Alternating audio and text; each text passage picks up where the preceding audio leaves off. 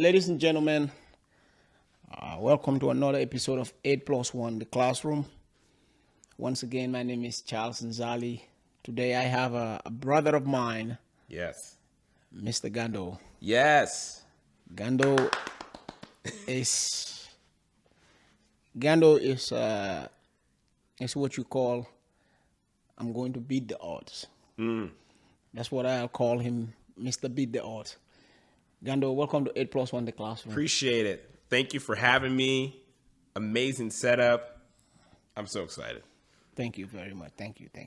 Gandoe, let's get to know each other, Yes.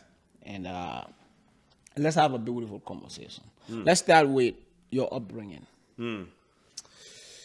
So I am the last of 5 kids. So my family, they're from Liberia. So Liberia, West Africa, for people who don't know, it's in West Africa. I'm the youngest. So I have a brother, my eldest brother, Frederick. So he would have been, this year, he would have been 45. Yeah, Oh, wow. 45. He would have been 45 this year. So he passed away 4 years ago. Yeah. Then I have God bless another. his soul. Yeah, man. That time frame was rough. That happened 4 years ago. It's crazy. But you know how it is. A death makes you think about life, Yeah. and how beautiful it is and the memories. But he's awesome. Then my other brother, Sade, so he's here. Then my sister, and then my brother, and then it goes me. So I'm the youngest of 5. My mother, she raised us all. So my father, I guess even backing up even further. So my dad, he passed away. So my parents, they both met in New York. So 2 Liberians meeting in New York at the Empire State Building. Oh, wow. They met in New York, and then from Liberia, didn't know each other, come to find out that they lived 5 miles away from each other, but they did not know each other in Liberia. That's interesting. Isn't that crazy? That is interesting. So they met in New York. Then when we lived there, they had us, and then my other brother Frederick, so he was back in Liberia, and so then then we lived in New York till I think I was 5 or 6, and then we moved to Kansas City. Then my dad, we first moved to Kansas City. We were supposed to live here for about like 6-7 months because my dad was learning how to fly a plane. So he wanted to fly missionaries, doctors, everybody in and out of Liberia. Okay. And so he wanted to so he's learning how to land on like the beaches and the water. Yeah. Then he came down with ALS, and so then that changed our whole entire family dynamic. So then we stayed in Kansas City. Then as it just got worse and worse and worse, and so then when he knew he was going to pass away, but he told my mom, hey, they found a cure for ALS in Liberia. Which, when you really think about that, Yeah. you know what I mean? So she was like, okay. But what he wanted to do, he didn't want to die in America. He wanted to die back home. So then he passed away in Liberia. The crazy part about that, so my mother, like all her side, and my father, you know how it is, Africans. They don't talk to each other until something needs to talk.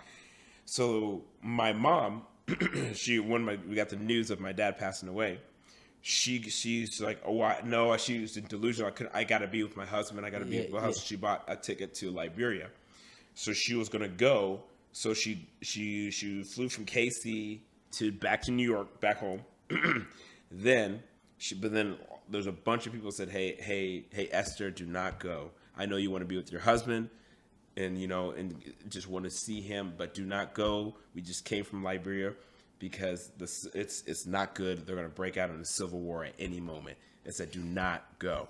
And she's like, no, I need to go. I need to be with my husband. And then all this community. So this is back in 1996 or 97. So then like my mom and my sister, or my mom and her sister, my aunt, they do not get along. They don't talk at all. Word got out. You know how it is. Africans just talking. Yeah. Word got out that there's a widow who wants to go to see her husband who just passed away, who's in a wheelchair. She left all her kids back in Kansas, and she's in New York trying to go. My aunt heard that. It's like, oh, that's my sister. And my aunt, she lives in Atlanta at the time, and so she gets a plane ticket, flies up to New York, and says, Esther, I know we have not talked in 15 years. Yeah. But you need to stay. Just think it's one day. Just think about it for one day. And so she just spent the night and she slept. This is crazy, Charles, the next morning they say no one goes into Liberia and no one can go out of Liberia. Because the rebels took over the airport. Wow. If she wouldn't, then we wouldn't have seen her. I mean, we would have probably been in foster care or something. You know what I mean, or something. Yeah, in America too. They're quick. African kids. Yes. They are quick to put you in the foster care. You would have been in the foster care so quick. Mm-hmm. Wow. So it was just crazy. I remember that. Like I remember, but I barely remember. I just remember we were saying that. We call them our grandparents or our white grandparents, who are amazing people. Yeah. And so, but we're staying at their house, and then they're like, okay, your mom's gonna be back, and it was like a week, and so, but then she came back, and but I just remember that, and then in that time frame though, so because of the Civil War, then we lost track of my brother for 5 years. Like I thought, he's officially, he died 4 years ago, but before then we thought he was gone. Because the Civil War, you know how it is, and he fled from Liberia, and he ended up being in Ghana, and was just staying in a refugee camp out there in Ghana for years, just hiding, because his last name is Taylor, and so with everything Taylor, Liberians would do. They'll anybody even if you're not associated with George Taylor, they would kill anybody with the last name Taylor. So he fled. It's because he was like, I'm not going to die, And so we were like, well, we haven't talked to him for 5 years. And then, so it's crazy. So that's my upbringing. What's so interesting, right? Is that your parents both met in New York. Yeah. And your dad lives here with you, feels sick. It's like, I don't want to die here. I want to die back home. It's just something, I don't know if you would associate that with being refreshing, but it's just something empowering about the idea of, let me go back to my origin, and let my remains be laid in my origin. Something about that is very, very refreshing. You know what I mean? But I just pray that your mom made peace with that. Yeah. That's the thing. It's the peace, and then the knowing, because she's just strong believer, just she had raising us four here, one over in sending money, like just all on her own. And there's times where I think now that she's older, she's starting to get to that phase where she's making peace of it, because at the time it was like, okay, no, now she has to take care of 5 kids. Yeah. So she never had the time to yes. To, what I'm saying? Yeah, and mental health is so important, but she's never had that, because she had to deal with it. Okay, now I got to provide for these kids, or else they're, you know what I mean? Or, and so it's, I think now it's a time where it was, because she's all on her own, in a sense, saying, living by herself, but it's just, now she has the time to to process everything that happened, like her life, what happened. And we told her, hey, you need to talk it out with somebody too, because I was like, your story, it's crazy, you know what I mean? And not everybody has that, Is she open to sitting down and talking to someone though? Sometimes I think so, but sometimes it's that strong African woman, single, you know how it is, where she's like, I'm fine. Yeah, my mom lost, she lost my dad, and then almost about 33 days later, her mother passed away. Like, she literally was mourning the the mourning my dad, Yeah. and then that is not even 40 days. Her mom passed away, and sometimes when I talk to her, I can just feel, like this lady is just crying for help, but she just don't have the luxury Yeah. to be like, you know what, let me sit and decompress, because I'm one of 8. I'm the oldest. So I have 8. siblings who are like 10. The youngest is 10. Oh my gosh. So it's That like, could be you kidding. yeah, like, you know what I mean? Yeah, Like, yeah. how can she even sit down and say, you know what, let me take a moment and just decipher what happened to me. Let me break down everything that happened to me. She does not have that luxury. Right. She's worried about, okay, my husband is not here now.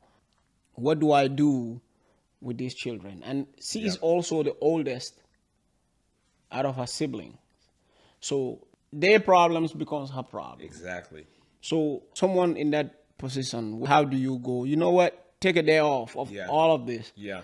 and try to process what happened to you and see if you will find healing.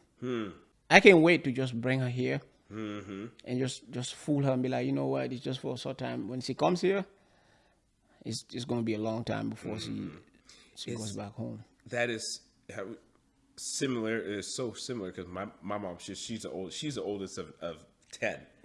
You know, and same thing. Yeah. Then and she's seen. I mean, because she's had her husband who passed away. She's had her kid who passed away. She's seen siblings. You know what I mean? Passed away through Ebola, through rebels. You know what I mean? Yeah. Through it all.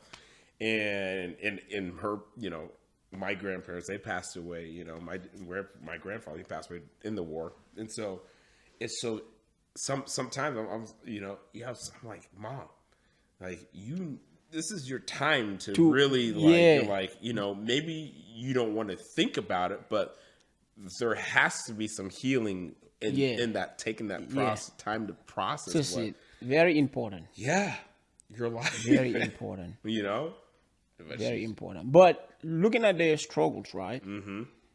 It makes you, me personally, it made me appreciate my mom more. Yes.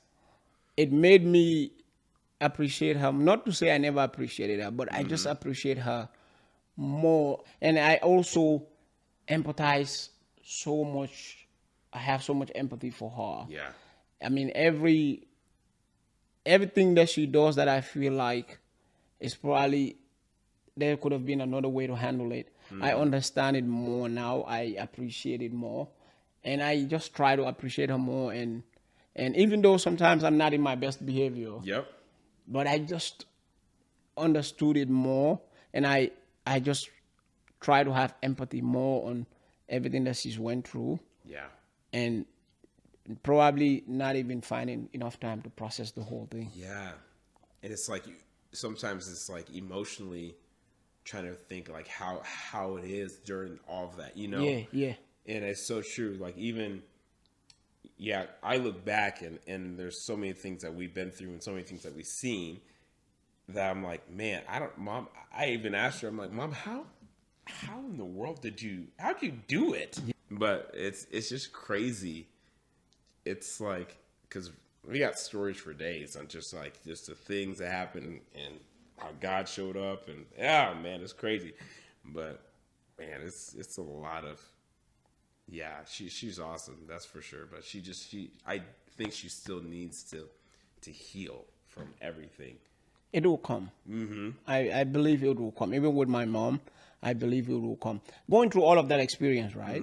And knowing what your mom has gone through, does that put a chip on your shoulder to say, you know what, I have to put my ducks in a row. I have to pave a way for myself to just make her proud. Yep, absolutely. It's a good pressure in a way too, because it's, you know, she has done a good job of really not putting the pressure in, like, hey, I went through all of this just to keep you guys here. Yeah. Because there are times where she's like, it'd be easier for us to go back to Liberia, and, you know, live life that way, but I want to. But she was like, I made it here. I want to keep you guys here, and so she's never like said any of that. You know what I'm saying? Yeah. But there's times where we're like, hey, we all of us are, we've said, hey, we're gonna do this. Like, hey, mom, you never have to work a job. You're fine. And she's always owned her own business, and so, but she's just, we want to do that for her and keep it's just a reminder of like, hey, we're in America, we're in the land of opportunity. We're not gonna squander this opportunity that we've gotten. We're not going to squander the things that my mom and my dad have set before us to get in here. Yeah. So I think that's just even a part of it too. It's like, and how it is. Just Africans in our work ethic is different because we know what everyone's went through, and we know what we've helped to carry our back to get to. Yeah. So it does, and I'm glad I have that though too. It does keep ducks in a row. Yeah, if ducks really get in a row.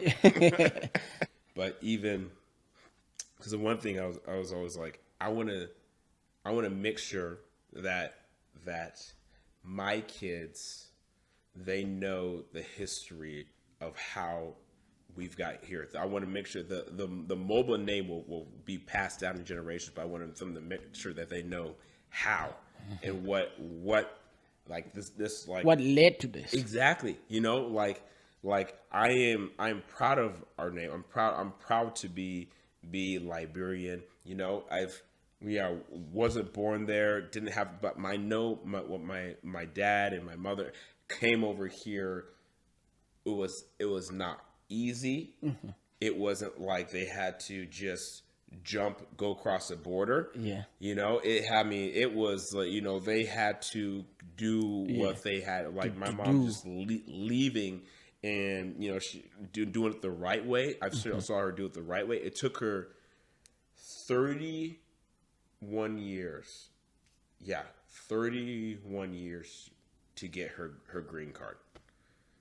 There's just times that I've seen where we had to go to the immigration office, and every time that we went there, I didn't know whether or not my mom was going to go back or it was Bro, that. I'm getting teary, man. Man, it was 31. It's true, man. I'm getting teary. You know how it is, man. I'm getting teary, man. We would literally, it was days that my mom, she would sit us down and she'd be like, we're going to go to the immigration office. We'd dress nice, because you got to put your best foot forward, and we'd sit there. We wouldn't make any noise. We've been there so many times, and every time we'd be like, she'll be in the room and it'll be like for 45 minutes. And we had no idea whether or not if she's going to go home or but by the grace of God, when she came out, it was like, oh God, that's probably the longest 45 minutes you would ever have. We wouldn't know. We don't know who, and it's like we didn't know who's gonna say, where we'd be in every time. And then when she finally got that, I think it was 6 years ago, or no, 5 years ago. Then it was the biggest, because then so we had a family that was literally trying to adopt my mom, but who, that's where there are grandparents. They're trying. They tried to adopt her, but she was past the adoption. Yeah, it's 18, 17, exactly. Something. Exactly. Yeah. That's the thing. You know what I mean? And at that time, she's already a grown. She's already grown. Exactly. And so it was just there. And then so during that time frame with the Civil War breaking out, I think it was, I gotta remember, either it was Ronald Reagan or it was Bush, the not Bush Jr., but the one who passed away. Yeah. That they had a law in place, one of those presidents that said that kept Liberians in the United States who were here, past the Civil War, so they didn't have to go back. It's the thing with immigration is, for someone who came here with an F1 and then trying to transition into staying here, I spent 2-3 years waiting for my green card myself, and it got to a point where I was pretty much homeless. Right, I was sleeping in a gym. I would sleep in the gym, take a shower there, and this gym pretty much turned out to be my safe haven. You know what I mean? But people will see you today, and if you don't really break down, especially American breakdown, what the immigration process is, they never really understand it, and they once you tell them. Sometimes they don't. It's so hard for them to believe. They can't comprehend what's going on. It's so hard for them to believe. Is that really true? Like, yeah, it's true. It's scary. It is just the fear of yes. It's like I can't even imagine. Sometimes I think like what my mom was thinking. Like in those times, like I'm gonna leave, and if I'm gone, my kids are just they're somewhere, because I had a friend where the opposite situation happened. His mom went back to Zambia, and so then like it was. I remember just that was whatever. That's like the blueprint right there. Right. So every day you're looking at that, like, is this what's going to happen to me next? And eventually, so then his mom came back. Like his dad was still here, but still, like his the mother. It's like you and I know we have kids. Yes. Oh. We know if you leave us with the children for an hour, that hour turns to 7-8 hours. Oh my God. And you're running around trying to just changing the diapers alone is that's too much. It's war. Man. And then now for one, I can just imagine like taking Anna, like just Anna, you're going on a girl's trip, and then I initially I'll be like, you know what, here's some money, take this, do this. Yeah, you could go. I got you. You could go, but I do know for a fact if she goes, and it's 3 days and she stays an extra day, I'll probably be crying in the house. I'll be calling everybody to come out. Because I just know the value that they add not only to the child, but even the friend that you're talking about, right? Even the father. Yes. Even the father. We are talking about the impact he had on the child, but the father. Me personally, I know when Anna came into my life, he gave me so much value. Yeah. And I know you feel the same way about your wife too. Yeah. So imagine just one day that person gets taken away from you and your child, and now you are there with this child. You're trying to raise the child. And you're also trying to be the man of the house. You're trying to provide, to be strong and provide, but you're mentally compromised. Oh. I can't even what he's going. I'm like, because I think it's just with my own kid, and I'm like, man, like I take him for a few hours, and I'm just, and there's times whenever I had to take him to his doctor's appointment. And they're asking me all these questions, and like, what's the name of the formula that he's using? I'm like, Similac, I think. No, it's not Similac. It's a thing from I don't know. They're like, okay, how many wet diapers does he do? He does enough. He does a lot. Somehow, with that value that women have in our lives, right? Yep. Somehow we are fooled into believing that we are the superior, like we are the bosses. Yeah, men are so quick to tell, "I'm the man of the house." Right. Okay, let the woman, let the lady go. Let the lady go for a week. You start wondering when are you coming again? Oh my gosh, man, I don't. There's times I'll act. I'll have Arv. That's my son's name's Arv, and I'll have him. And I was like, hey, go, you take care of him, go do what you want to do, and I'm taking him. I'll be like, one time I took him out I was like, I'm gonna go get some food. I'll bring him. We went out, I'm out around. He's crying, doing things, and And I'm like, okay, this is too much. You know, I'm like, hey, you available? You know what I mean? Come on, help me out. Yeah, yeah. Man. That happens, man. That happens. That happens. But it's a beautiful thing though to just look at that person and know that this person is is a is a product of me. This is, you look at them do some stuff and you're like, that she definitely, or he definitely got that from me. Yeah. It's scary. Wow. Me though, just the idea of me being a father. Sometimes I don't know if I overthink it. I take it a little serious because I just imagine, right? Someone sends my daughter and say, you know what, go get your father. She's coming to get me. Me. Yep. Me just trying to figure myself out and trying to figure out who I am. Not who I am. I kind of have an idea who I am. But just trying to build a better version of me Yes. every day. Yes.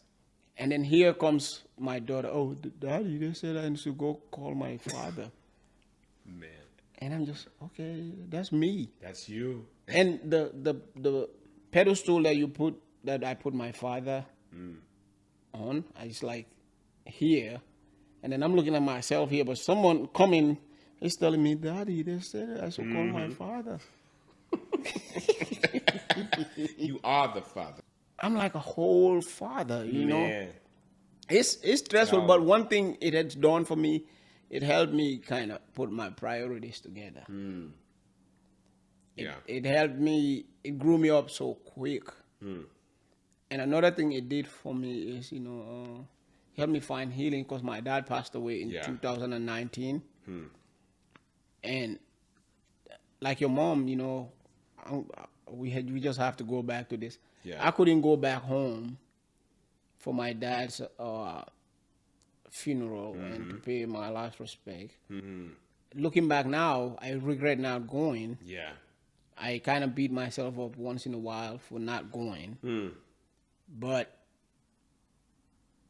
you know, that kind of put me in a really dark place for a really long time. And then having a daughter kind of brought me back to, you know what, you have someone to live for. Yeah. You have someone here who relied solely on you being able to provide. And that will wake anybody up from sleep, from all kinds of, you know, it gave me something to fight for. And mentally, it helped. And, you know, with reading, of course, and learning to watch my triggers, what stuff that triggers me, and just learning to align myself with people and things that are positive, that are going to guide me to a better place. That, you know what I mean? Like, you just learn these things as you try to evolve and get to the next stage of your life, and it's just so rewarding. Yeah. It's just so rewarding. It's beautiful. I mean, we mourn and complain about it, about having to babysit and do all of that stuff, but it's rewarding. It's beautiful. Yes. It's like, just even 2 days ago, like, you know, because everyone, they look at him and then they look at me. They're like, man, you guys are. It's just such a good mix of you and your wife. And I was like, oh, well, thank you. There's times I see it. There's times I'm like, I don't know, you know. But there's just one time that, like, then I picked him up and he loves looking at himself in the mirror. I'm like, maybe you did get that from me or something. I don't know. You know, he goes like looking at himself. Yeah. And then I was like holding him and I was looking at him and I was looking at me. And then it just hit me. I was like, this kid is my responsibility. Yeah. And then I started crying, and I was. It will get you. Yeah, you know, he's my responsibility. It made me right there want to be a better example for him. You know, man. I'm not going to do everything perfect, obviously. But I was like, man, I want to strive to do better because I'm like, I'm a reflect. You know what I mean? Yeah. Like what you're I'm saying. tying my pants all the way up the waist. I got All the way up the waist. He watches. I look back at the things that my mom did. I'm like, I remember watching her. So guess what? Yeah, I have to. Man, I have to step up to the plate. Hey, I have to. It's my shirt. I have to button up now. Right? I have to watch what I say. Watch what I say. I cuss a lot though. Right? Yeah. I cuss a lot. I think I would blame my job for that. Yeah. I would definitely blame my job for cussing. Yep. Because before I worked there, I never used to cuss. Right. But I'll blame my job. I blame.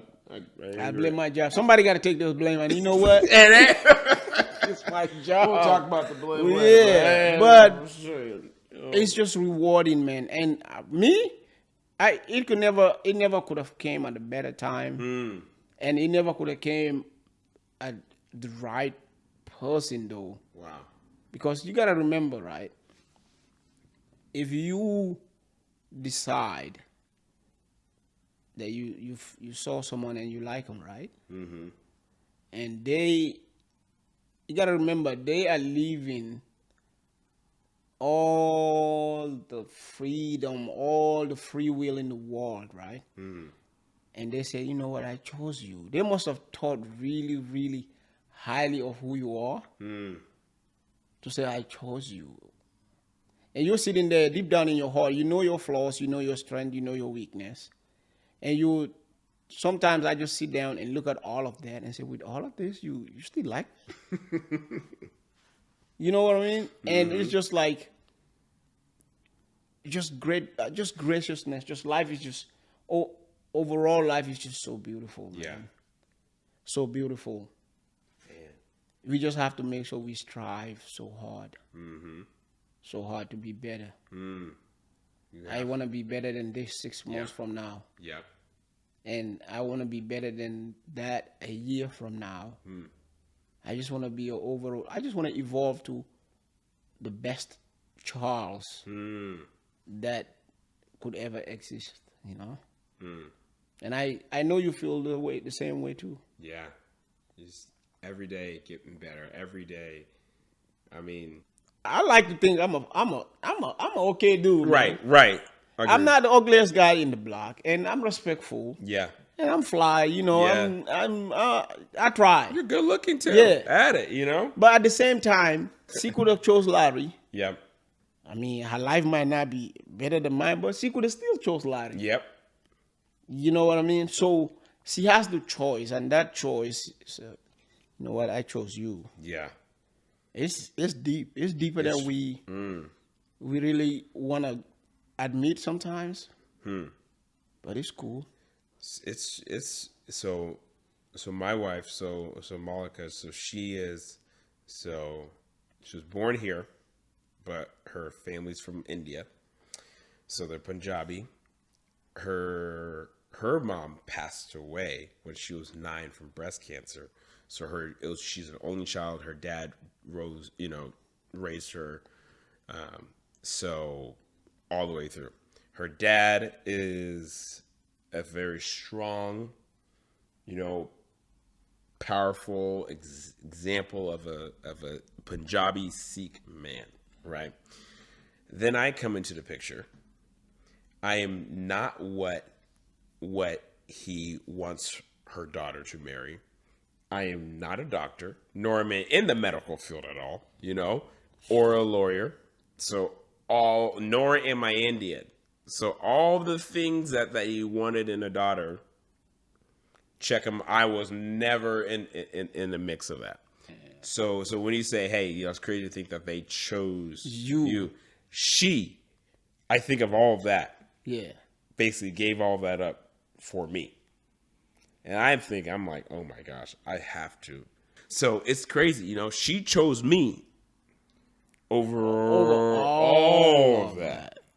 Let's talk about some positive stuff a little bit. Man, yeah. This is all beautiful. Man, we could go on. But there's always a silver lining. There's always something good that's coming out of it. Let's talk about the acting thing, right? Yeah. Yeah, that's fun, man. That's fun. How did that start for you? So that started, I was 18. I think there, yeah, because I graduated, and I was in school, and I was like, hey, like, I got to figure out what you wanted to do. And I always thought, I was like, okay, man, I want to be a professional soccer player. You know what I mean? I want to play, just like any Africans want to, that's what you want to do. Then I got to the point, I remember whenever I realized, like,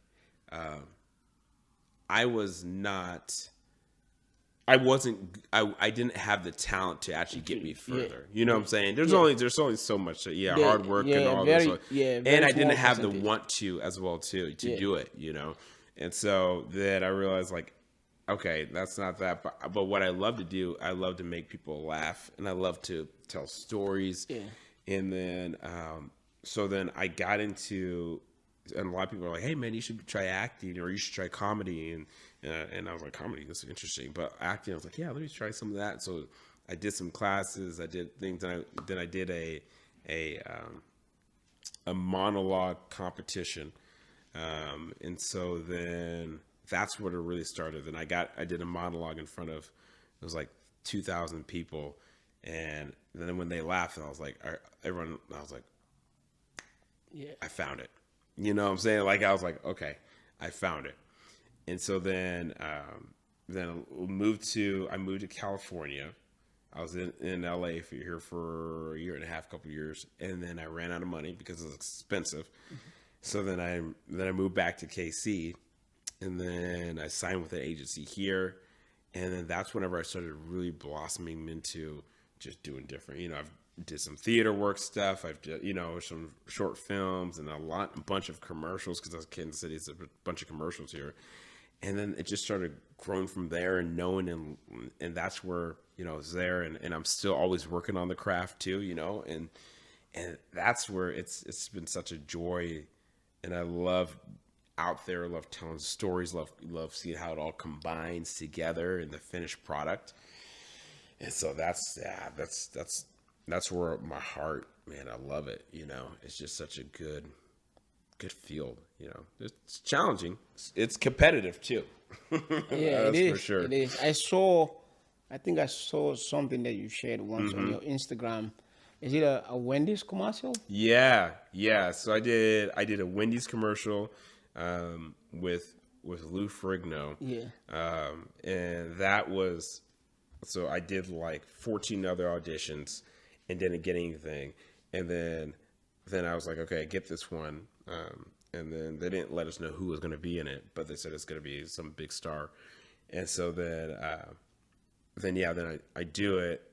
I do that audition, and then I get the call back, and then I do the call back.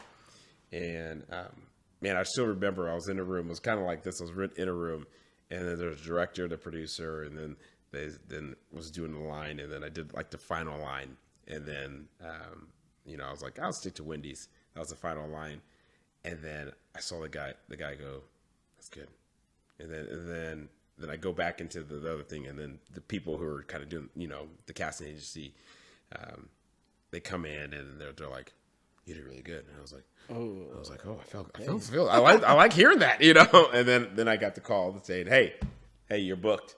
And so that's nice. Yeah, that was fun. That was my most broadcasted one, because they put it. So then that went on YouTube, Adult Swim, Cartoon Network. It was all over. But people don't watch commercials. Let's be real. But for me, I was like, it's still something that so many people are trying to do that they. Yep. They don't. It's not little. It's not small. Yeah, and so it's it's really that was the funnest one, and then because it was like a few days of shooting that, and it was good. It was really fun. It's actually so much stuff going on in Kansas City that if you were not in the right circle, you probably wouldn't even understand. You wouldn't even know. You wouldn't even know. Mm-hmm. It's like, it's a lot of opportunities here. Oh man, there is. And so there's so many opportunities. And like there's things like right now that have a lot of things that are going into works here, but like that I can stay in Kansas City for, and I can audition for things that are out over in California because they're not doing it in person. COVID happened. Yeah. So everything now, everything's now is virtual. So you could be sitting at home, and I've done so many different auditions and booked things like where it's like, hey, I'm just recording it in my own home on my phone. You know, it's not like this. I wish I had this quality, but you know, but it's just crazy what COVID did too. You know, it's nice, man. I like people who always have the fuel to fight on. That's why I was interested in sitting down and having a conversation with you. I like people who use their trials and turn it into fuel to move on, to fight on, to persevere. Because it's so much we can do as human beings. It's so much. You don't have any limits. Unless you limit yourself, there's nothing that could stop you. Yeah. I'm not even where I want to be here just yet, but I love that I'm still learning, you know. Yeah. I talked to so one of my friends, man, he's like a brother to me. So he was on ER for like 9 seasons, and then he was on White Collar, and then he's been in like guard. So he's really into it. He does really well. He's a phenomenal actor.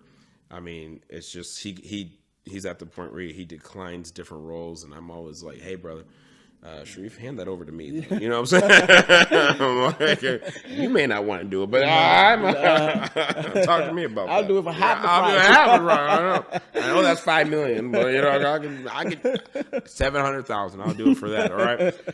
But yeah, but it's like, it's just crazy, just like the things that you learn in the different ways that and the industry is changing and different realms, and it's always something to learn.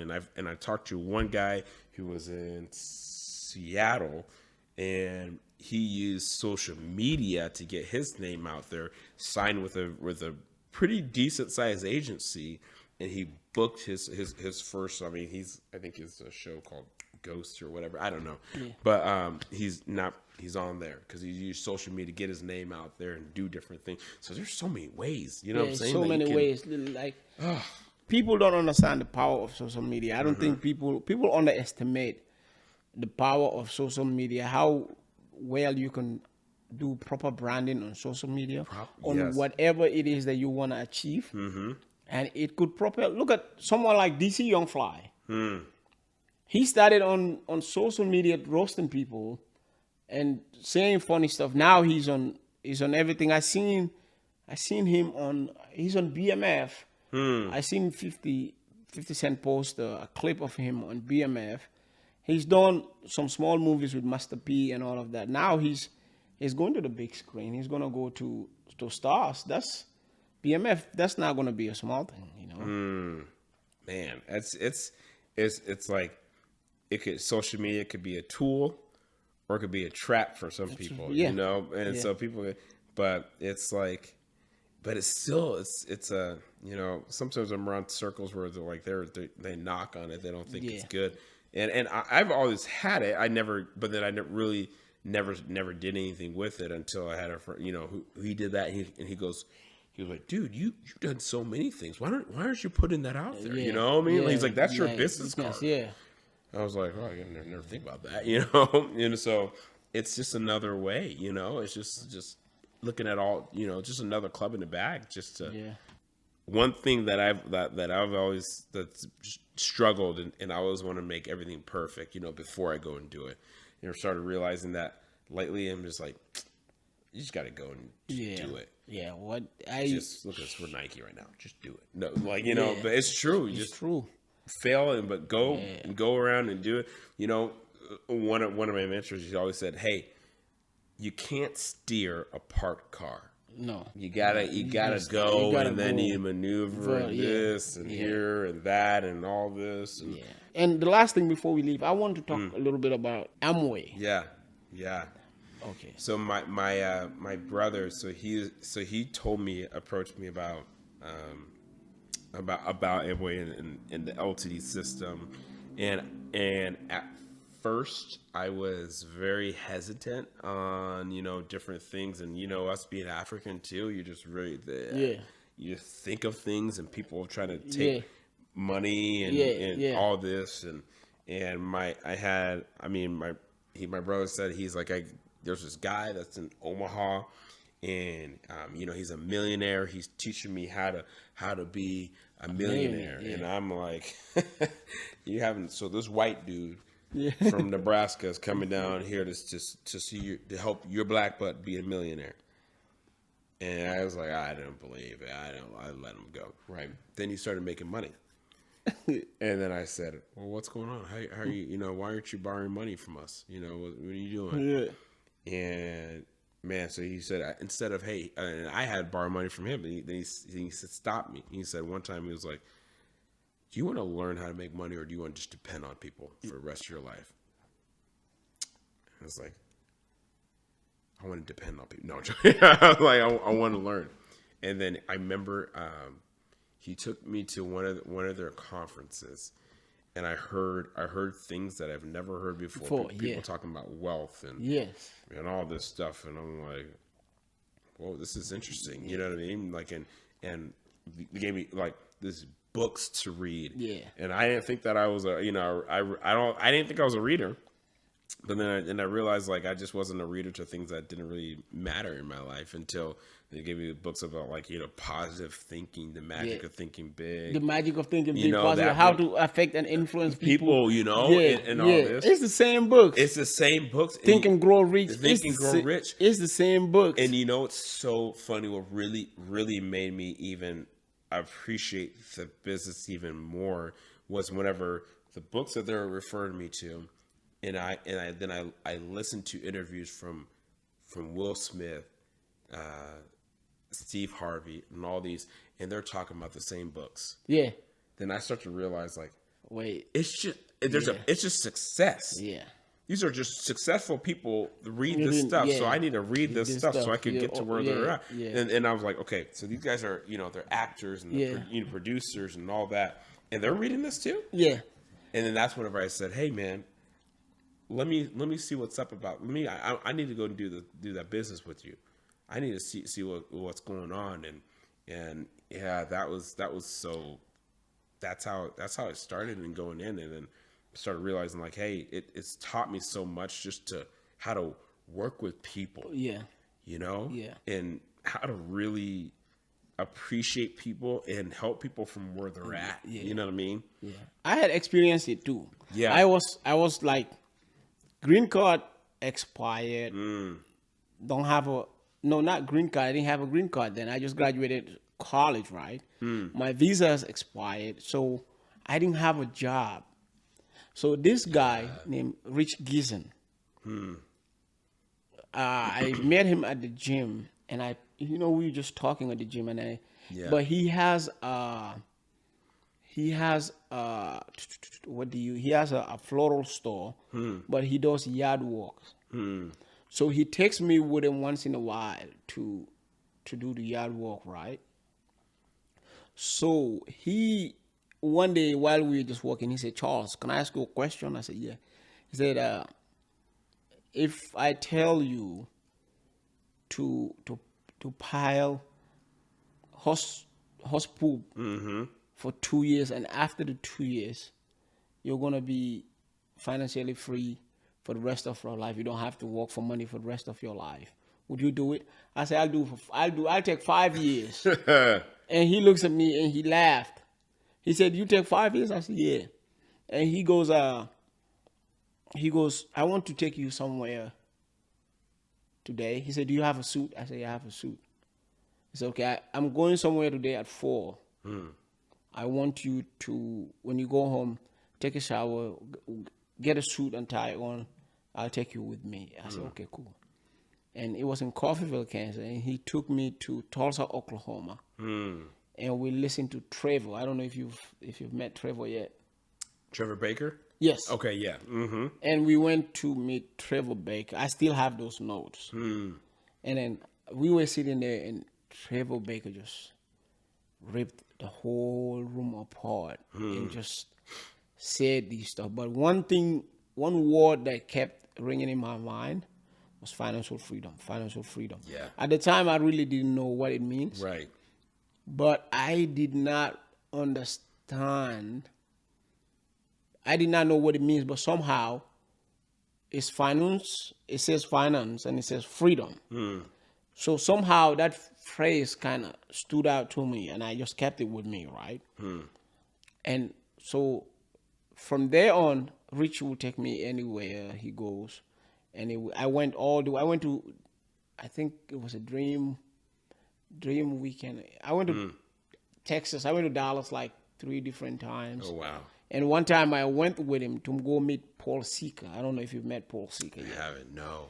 Paul Seeker is amazing. He's like a pastor, but he's just so amazing. And they would speak so much stuff to you. Yeah. And then Rich made me buy all these books, but I never was able to sign on because of my green card situation at the time. Yeah. And then right after when I had my green card, I moved to Kansas City, but I never really followed up on it. But one thing I do know, later on when I did my research, I'm the type to save up money until I am able to afford what I want to go buy it. And I got that from them 100%. Yeah. 100%. I got that from them. The best financial training, I mean, they're not training you how to get a Roth IRA. They're not training you how to do all of that stuff. But with their model, that's really not needed because the same way they're doing with the model that they have, I mean, it works. Yeah. It works. The idea of getting people to sign on is the hard part of it. But once you get a team, you go build a team going. Ooh. And that's the thing. It's like, and it's helping.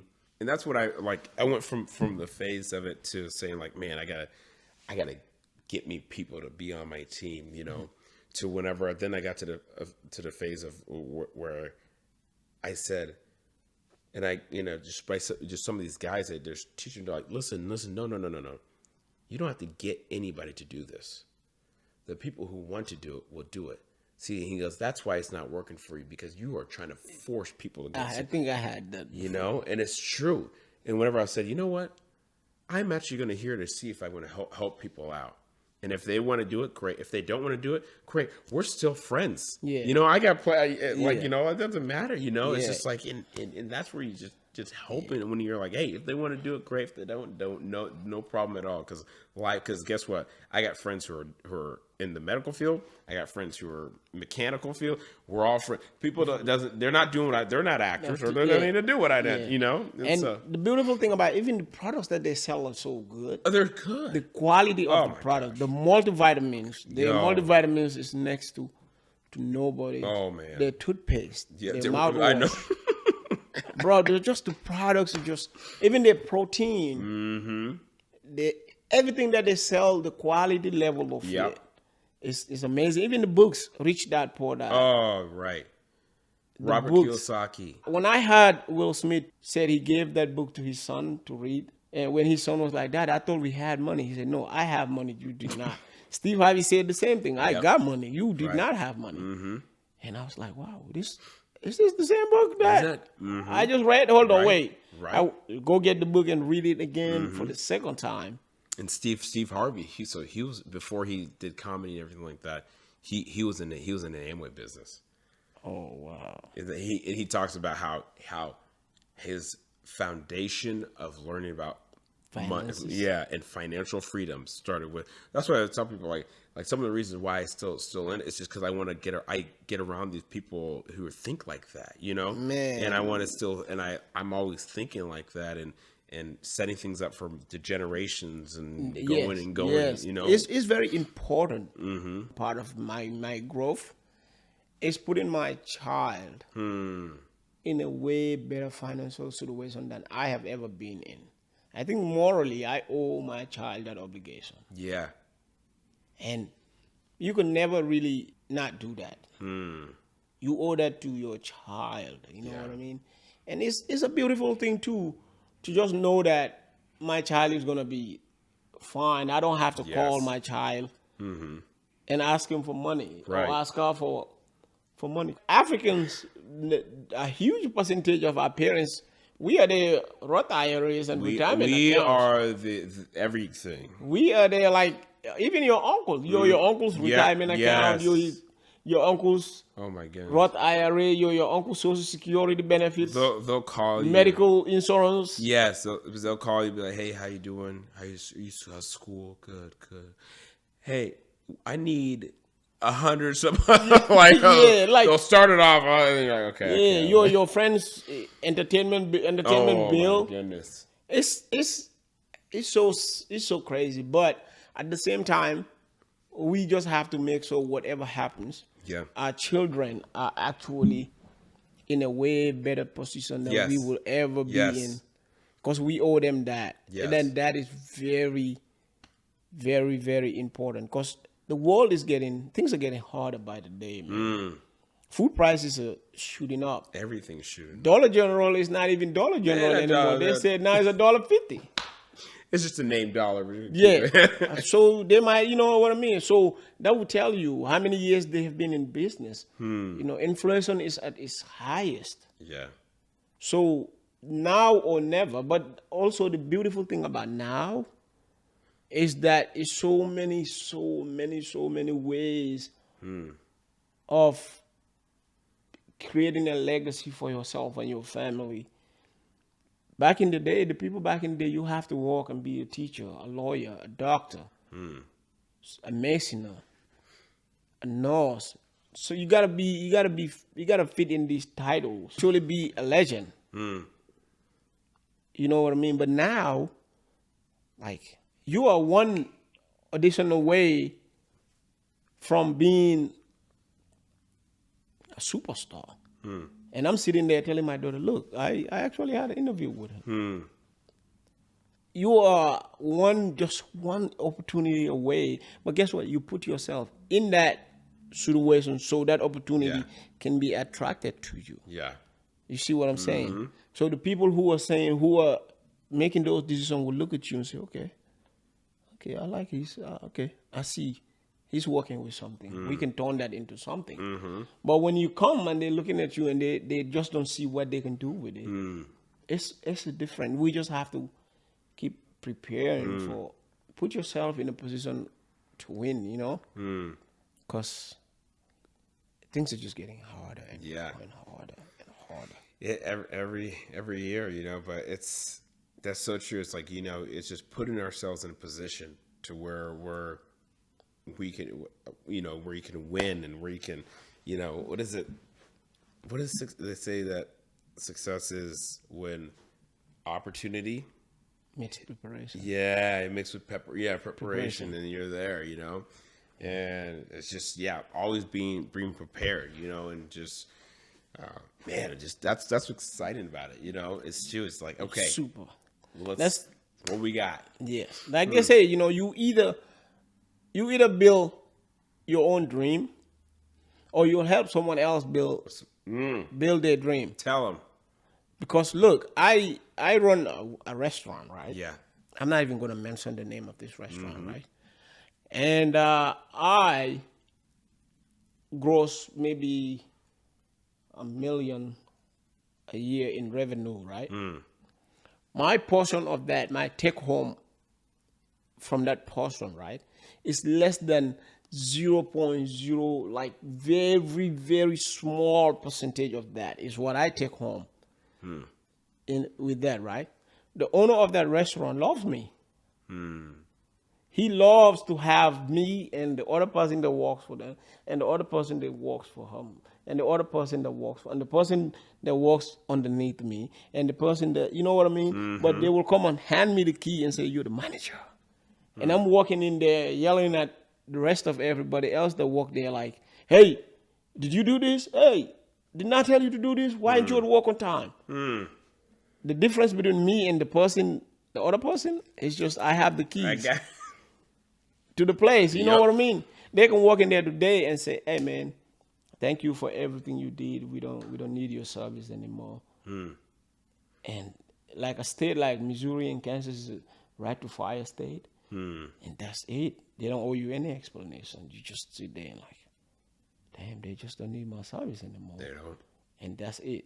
While you were busy doing that, somebody else, Larry from next door, is building something in his name that is always, if that thing takes off, you won't see Larry going to work at 7 anymore. You won't see Larry coming back to work, from work. Yep. You probably won't hear Larry arguing with his wife anymore. Nope. Larry had a better life now. Larry don't have to. Larry probably moved. Larry's out. Oh, where's Larry? Oh, he sold his house. What happened? He's moving to Beverly Hills. Well, what happened to Larry? Oh, hey, man, you heard Larry sold his house? There you go. Yeah, Larry is now a big dog. Larry is gone. Legacy. Larry's children are probably going to be set for their life. And it's a beautiful thing, man. It's the decisions, the choices you make, the little decisions compounded up, Oh, man, that's it. That's what the position that we're setting ourselves up to be, Yeah. That's where you're setting yourself up to be there. And so who knows who will listen to this? Yeah. And where this will go too, Yeah. it is a beautiful thing. It is. It is, man. I love America. This is we can sit here and oh my gosh, I could talk about America. And going, but man, I'm so happy for you, man. I appreciate you. I wish you nothing but the best, bro. I appreciate you. I love what you were doing. Keep pushing. Don't give it up. Remember, you have somebody that chose you, and you have a child to live for. Yeah, your family. We're rooting for you, man.